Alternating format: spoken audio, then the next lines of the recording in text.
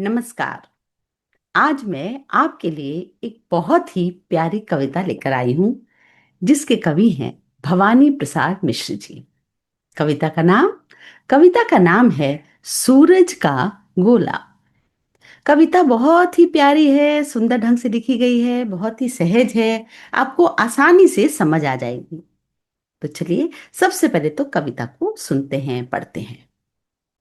सूरज का गोला इसके पहले ही कि निकलता, चुपके से बोला, हमसे, तुमसे, इससे, उससे, कितनी चीजों से, चिड़ियों से, पत्तों से, फूलों, फल से, बीजों से, मेरे साथ साथ सब निकलो, घने अंधेरे से, कब जागोगे, अगर न जागे मेरे तेरे से।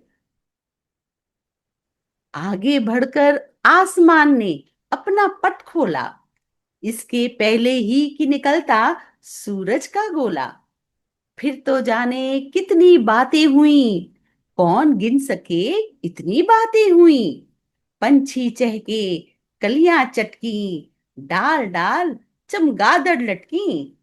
गांव गली में शोर मच गया, जंगल जंगल मोर नच गया। जितनी फैली खुशियां, उससे किरणें ज्यादा फैली, ज्यादा रंग घोला, और उभर कर ऊपर आया सूरज का गोला। सबने उसकी अगवानी में अपना पट खोला। लगी ना आपको प्यारी कविता? तो देखिए, कितना सुंदर सुबह का वर्णन है।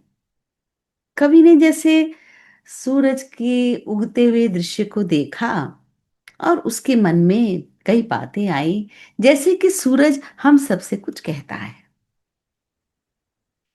सूरज से ही हमें ऊर्जा मिलती है। हम सब सूरज के उठते ही जग जाते हैं। ये उससे भी पहले का समय है, जब सूरज निकलने की कोशिश में है।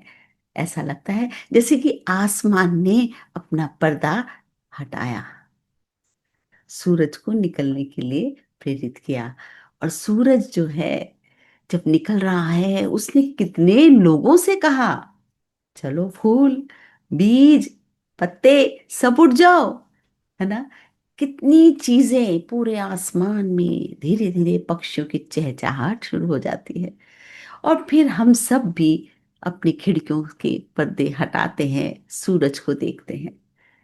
तो ये जो है कि सूरज उग रहा है और वो शायद कुछ बोल रहा है, क्या अब ना उठोगे, मैं जो उठाने आया हूं, अभी भी तुम सो रहे हो। और पूरा ब्रह्मांड, पूरा हम सब, पूरी धरती, हम सब उसके इस उगने के समय से हम ऊर्जा से भरने लगते हैं। हम सब खुशी से गदगद हो जाते हैं। और एक नया दिन नई उमंग, नए उल्लास के साथ शुरू होता है। आई ना आपको पसंद कविता? आप भी ऐसी कविता लिख सकते हो। कोई भी दृश्य देखिए और उसके बाद अपने मन में आते हुए विचार उनको अपनी कॉपी में लिख दीजिए। उसको बार बार देखिए, बार बार 3 4 5 ड्राफ्ट्स में आपकी कविता जो पहले लिखी थी और जो बाद में लिखी है, उसमें आपको अंतर दिखने लग जाएगा। तो आप भी अपनी कलम उठाइए और एक कविता लिखिए। धन्यवाद।